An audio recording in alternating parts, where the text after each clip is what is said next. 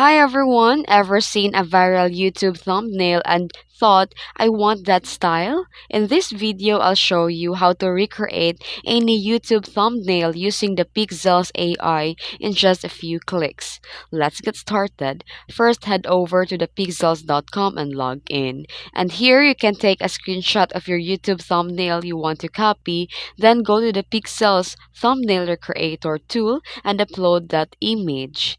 Then after that, the pixels will auto-generate a prompt based on the image. You can tweak this prompt to better match your niche or personality.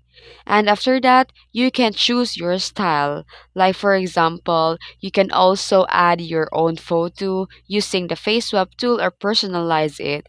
And once satisfied, hit download. And now you have a custom thumbnails that mimics the viral style, but with a unique brand. And that's it. That's how you can recreate a YouTube thumbnail fast using the Pixels AI. If you found this video tutorial helpful, please like and subscribe for more AI tools content.